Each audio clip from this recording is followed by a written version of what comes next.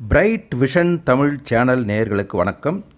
இன்றைக்கு தூத்துக்குடி மாவட்டம் திருச்செந்தூர் வட்டம் புன்னைவாடி கிராமத்தில் உள்ள வன திருப்பதி என்று அழைக்கப்படும் ஸ்ரீ சீனிவாச பெருமாளை கோயிலை பார்க்க இருக்கிறோம். ஸ்ரீ சீனிவாச பெருமாள் திருக்கோயிலை பார்க்க இருக்கிறோம். மூலவர் சீனிவாச பெருமாள் நின்ற வடிவில் அருள்பாலிக்கிறார். இன்னொரு முக்கியமான விஷயம் இக்கோயிலை பற்றி சொல்லி ஆகணுங்க. திருமாலின் மார்பில் சிவலிங்கம் உள்ளது.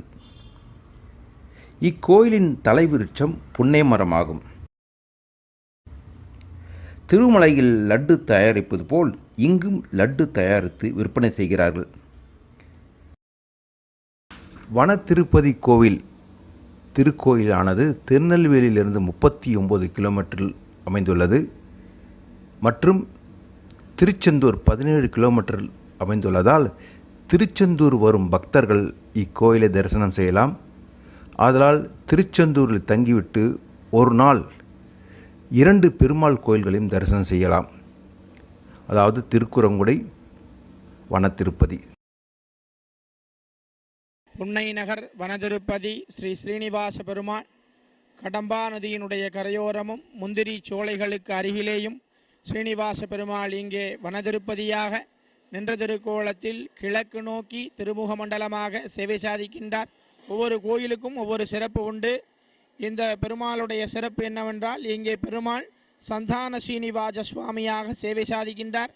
திருமணமாகி நீண்ட காலமாக குழந்தை பாக்கியம் இல்லா தம்பதியர்கள் இத்திருக்கோவிலுக்கு வந்து அவர்களுடைய திருமண தேதியிலிருந்து தொடர்ந்து 3 மாத காலங்கள் திருமண தேதியில் மட்டும் பகவானுக்கு 9 தாமரை மலர் கொண்டு அர்ச்சனை செய்து பகவானை வழிபட்டால் அவர்களுக்கு 4வது மாதம் நிச்சயமாக சந்தான பாக்கியம், குழந்தை பாக்கியம் உண்டாகும் என்பது இந்த கோவில் ஐதீகம்.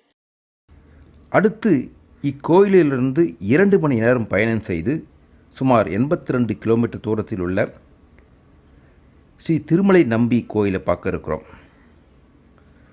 108 திவ்ய தேசங்களில் ஒன்றான இக்கோயிலை பார்க்க நாங்கள் ஆவலோடு சென்றோம். இந்த கோயில் திருக்குறங்குடை என்ற ஊரில் அமைந்துள்ளது. நம்பி என்ற சொல்லுக்கு அழகும் கருணையும் கலந்த அனைத்து நல்லொழுக்க மற்றும் நீதியான குணங்களின் உருவம் என்று பொருள். திருமலை நம்பி ஆதிகேசவ பெருமாள் கோயிலில் ராமானுஜரின் குருவாக இருந்தவர் என்பது குறிப்பிடத்தக்கது. இந்த 2 கோயில்களும் நாங்கள் பார்த்து பரவசமடைந்தோம். 2 பெருமாளின் ஒரே நாளில் நாங்கள் தரிசனம் செய்தது நாங்கள் செய்த புண்ணியமாக கருதுகிறோம்.